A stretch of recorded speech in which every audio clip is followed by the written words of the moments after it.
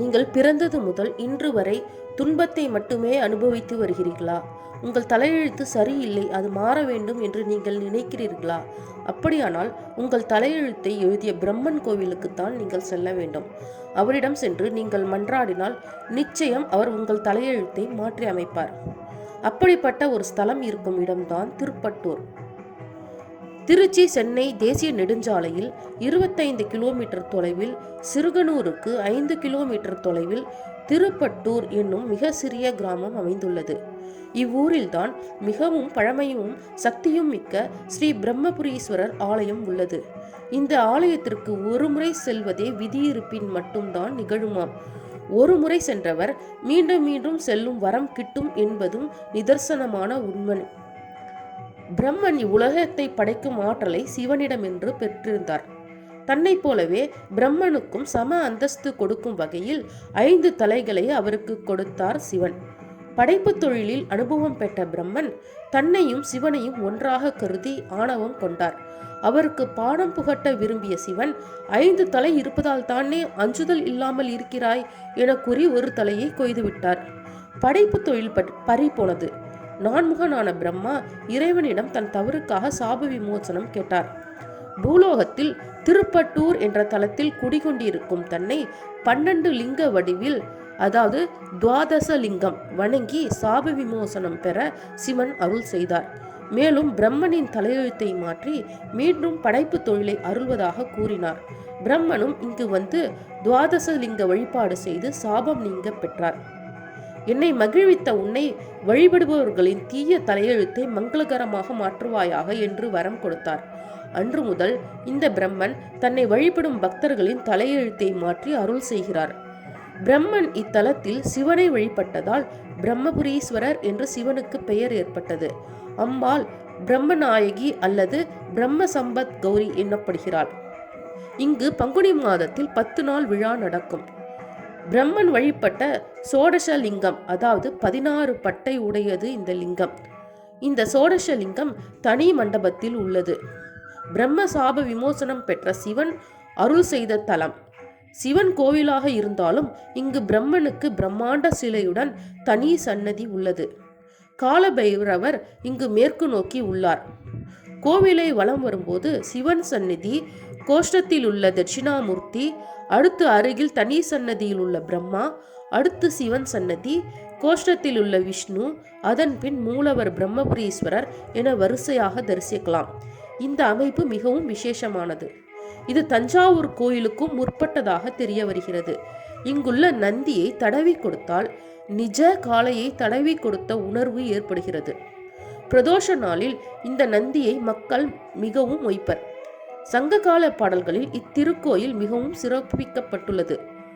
மதுரை நக்கீரனார் தன்னுடைய 395வது புறநானூறு பாடலில் இக்கோயிலில் உறையும் சாஸ்தாவை புகழ்கிறார். சேக்கிழார் பெருமான் பெரிய புராண பாடலை தில்லையம்பலத்தில் தொடங்கி திருப்பிடவூர் என்னும் திருப்பட்டூரில் முடித்ததாக வரலாறு சொல்கிறது. இக்கோயிலில் அமைப்பு தமிழ்நாட்டில் உள்ள மற்ற அய்யனார் கோவிலிலிருந்து மாறுபட்டு உள்ளது. ராஜகோபுர வாசலிலிருந்து கோயிலுக்குள் நுழைந்ததும் முதலில் தென்படுவது பலிபீடமும் கல்யாணையும். கல்யாணைக்கு இடதுபுறமும் வலதுபுறமும், அதாவது தெற்கிலும் வடக்கிலும் கோயிலின் உள்ளே செல்வதற்கான படிகள் அமைக்கப்பட்டுள்ளன. தெற்கில் வடக்கு பார்த்து காளியம்மன் என்கின்ற நறுவிழி அம்மாள் என்னும் வனமாதா மகாமண்டபத்தின் விதானம் யந்திர வடிவில் அமைக்கப்பட்டுள்ளது. இங்கு அமர்ந்து தியானம் செய்பவர்களுக்கு உடலில் புதிய ஆற்றல் பிறக்கும் என்பது நம்பிக்கை. மகாமண்டபத்திலிருந்து அர்த்த மண்டபத்திற்கு செல்லும் வழியில் பிரதட்சண மண்டபம் அமைந்துள்ளது. பூர்ண புஷ்கலா தேவியரோடு ஐயனார் இடது கையில் ஓலை சுவடியும் வலது கையை முழங்காலின் மீதும் வைத்தும் அமர்ந்த கோலத்தில் காட்சியளிக்கிறார். ஐயனார் சிரசிலும் மார்பிலும் மணிக்கட்டிலும் ருத்ராட்சம் அணிந்து சிவஸ்வரூபமாக உள்ளார். திருக்கைலாயத்தில் சேரமான் பெருமாள் நாயனாரால் சிவபெருமானை போற்றி ஞான உலா என்னும் பாடல் பாடப்பட்டது. அதை பூவுலகிற்கு தந்தருள்வதற்காக ஐயனார் திருவுளம் கொண்டு எழுந்தருளிய திருத்தலம் இது. எனவே அரங்கேற்ற ஐயனார் என்ற பெயர் பெற்றார். ஞான உலா பாடல் அரங்கேறிய 18 கால் கல்மண்டபம் இன்றும் உள்ளது. ராஜகோபுரத்தில் இருந்து 7 நிலைகளை கடந்து 300 அடி தூரத்தில் பிரம்மபுரீஸ்வரர் இருக்கிறார். ஆனாலும் சுவாமி சன்னதிக்குள் சூரிய வெளிச்சம் இருக்கும்படியாக கோயில் கட்டப்பட்டுள்ளது. சூரியனுக்குரிய ரதம் 7 குதிரைகள் பூட்டியது. இதன் மீது வரும் சூரியன் 7 நிலைகளை கடந்து தினமும் பிரம்மபுரீஸ்வரை தரிசிப்பதாக ஐதீகம். பங்குனியில் 3 நாட்கள் காலையில் சிவலிங்கம் மீது சூரிய ஒளி விழும். 7 நிமிடங்கள் இந்த ஒளி இருக்கும். ஜாதகத்தில் ஒருவரது 7ஆம் இடத்தை பொறுத்தே மனைவி, நண்பர்கள் அமைவர். இது தொடர்பான தோஷ நிவர்த்தி நீங்க இங்கு வழிபடுகின்றனர். 7ஆம் எண் ஆதிக்கத்தில் பிறந்தோருக்கான பரிகார தலமாகவும் இக்கோயில் உள்ளது. குரு பகவானுக்குரிய அதிதேவதை பிரம்மா என்பதால் குருதோஷ நிவர்த்திக்காக வியாழக்கிழமைகளில் விசேஷ பூஜை நடைபெறுகிறது. மேலும் திங்கள்கிழமை, திருவாதிரை, புனர்பூசம், சதயம் மற்றும் ஜென்ம நட்சத்திர நாட்களில் பக்தர்கள் இவரை வணங்குவது விசேஷ பலன் தரும். குரு பெயர்ச்சி அன்று பிரம்மாவிற்கு பரிகார யாக பூஜை நடக்கும். திருமணத்தடை, பிரிந்த தம்பதிகள் சேர்தல், தொழில், வியாபார, பணி விருத்திக்காக பிரம்மனிடம் வேண்டலாம். மிக முக்கியமான பிரார்த்தனை புத்திரப்பேறு வேண்டுதல் தான். ஏனெனில் பிரம்மன் தானே படைத்தாக வேண்டும். அவ்வகையில் இது மிகச்சிறந்த புத்திரப்பேருக்கான பிரார்த்தனை ஸ்தலம். சுவாமி அம்பாளுக்கு அபிஷேகம் செய்தும் வஸ்திரம் அணிவித்தும் நேர்த்தி கடன் நிறைவேற்றலாம். குரு பிரம்மா குரு விஷ்ணு குரு தேவோ மகேஸ்வரஹ குரு சாட்சாத் பரபிரம்மா தஸ்மை ஸ்ரீ குரவே நமஹா என்ற குரு மந்திரத்தின்படி அமைந்த கோவில் இது. கோவிலை வலம் வரும்போது சிவன் சன்னதியில் கோஷ்டத்தில் உள்ள தட்சிணாமூர்த்தி, அடுத்து அருகில் தனி சன்னதியில் பிரம்மா, அடுத்து சிவன் சன்னதி, கோஷ்டத்தில் உள்ள விஷ்ணு, அதன் பின் மூலவர் பிரம்மபுரீஸ்வரர் என வரிசையாக தரிசிக்கலாம். இந்த அமைப்பு மிகவும் விசேஷமானது. முருகப்பெருமான் அசுரர்களை அழிக்க செல்லும் முன் இத்தலத்தில் லிங்க பிரதிஷ்டை செய்து வணங்கி அதன் பின் படை திரட்டி சென்றாராம். இதனால் திருப்படையூர் எனப்பட்ட தலம் திருப்பட்டூர் என மருவியதாக சொல்வர்.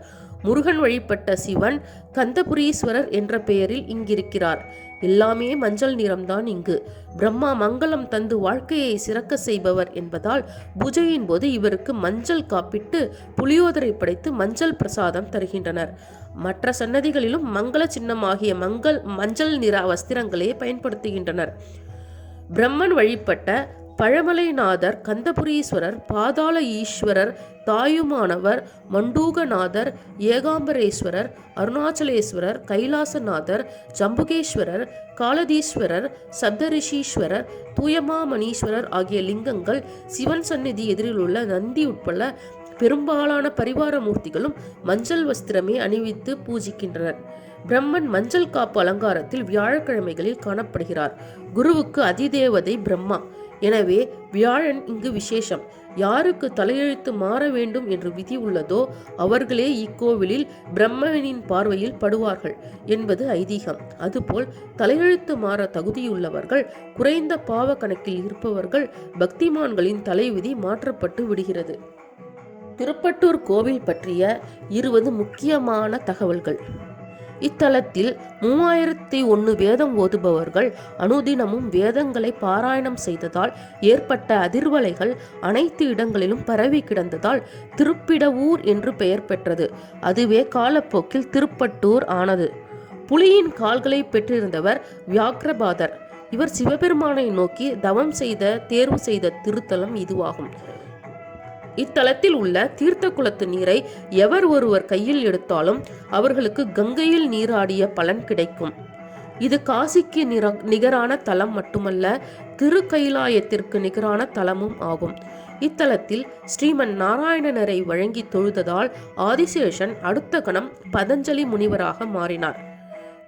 திருக்கைலாய ஞான உலா என்னும் நூல் அரங்கேறிய இந்த தலத்தில் கர்வத்தை ஒழிப்பவர்கள் மனதில் இறைவன் உறைவதும் பின் அவர்களே இறைவனாக மாறிப்போவதும் நிகழும் என்பது ஐதீகம்.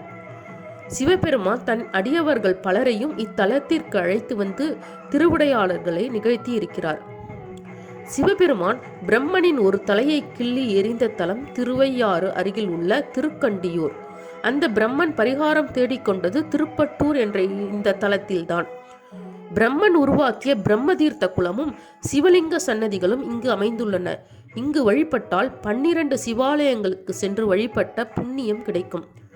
பிரம்மபுரீஸ்வரர் கோவிலில் பிரம்ம சம்பத் கௌரி என்ற திருநாமத்துடன் அம்பாள் கனிவு ததும்ப கருணை பொங்க காட்சி தருகிறார். இங்கு செவ்வாய் வெள்ளிக்கிழமைகளில் புடவை சாத்தி வேண்டிக் கொண்டால் தடைப்பட்ட திருமணம் இனிதே நடைபெறும். பிரதோஷ நாளில் இங்கு ஒரே நேரத்தில் நந்திக்கு செய்யப்படுகிற பூஜையும் நரசிம்ம மூர்த்தியையும் தரிசிக்கலாம். குரு பகவானுக்கு அதிதேவதையான பிரம்மா இந்த ஆலயத்தில் தனி சந்நிதியில் வீட்டிருக்கிறார். பிரம்மாவை வணங்கும் போதே குரு தட்சிணாமூர்த்தியையும் கண்டு தரிசிக்கலாம். இங்குள்ள சுப்பிரமணிய சுவாமிக்கு வஸ்திரம் சாத்தி சர்க்கரை பொங்கல் நைவேத்தியம் செய்து பிரார்த்தனை செய்தால் வியாபாரத்தில் வெற்றி கிடைக்கும். தலையெழுத்தையே மாற்றி அருளும் திருப்பட்டூரில் கொடிகொண்டிருக்கும் சுப்பிரமணியரை வணங்கினால் மோட்சம் நிச்சயம் கிடைக்கும். தேய்பிறை அஷ்டமியில் ராகு கால வேளையில் இங்குள்ள கால பைரவரை தரிசித்து அவரின் வலது காலத்தில் அவரது வலது காதில் நமது பிரச்சனைகளை சொல்லி வணங்க வேண்டும். அதற்காகத்தான் இந்த கால பைரவரின் வலது காது வித்தியாசமாக இருப்பதாக கூறப்படுகிறது. எனவே தேய்பிறை அஷ்டமியில் ராகு கால வேளையில் இங்குள்ள கால பைரவரை அவரது வலது காதில் நம் பிரச்சனைகளை சொல்லி வணங்க வேண்டும். இத்தலத்தில் காலபைரவருக்கு நேர் எதிரில் வீட்டிற்கும் கஜலட்சுமியை வணங்கினால் ஐஸ்வர்யம் கிடைக்கும். 20 ஆண்டுகளுக்கு முன்பு வரை திருச்சி, முசிறி மற்றும் துறையூர் என்ற சுற்றுவட்டார ஊர்களுக்கு சேர்ந்தவர்களுக்கு கூட திருப்பட்டூர் என்கிற ஊர் தெரியாமல் இருந்தது. ஆனால் இன்றைக்கு இத்தலம் தமிழகத்தையும் கடந்து பெங்களூர், ஆந்திரா முதலான மாநிலங்களையும் தாண்டி பிரபலமாகியுள்ளது. இத்தலத்திற்கு வந்து காசி விஸ்வநாதரையும் பிரம்மபுரீஸ்வரையும் கண்ணார தரிசித்து வணங்குபவர்களுக்கு புத்துணர்ச்சி கிடைக்கும்.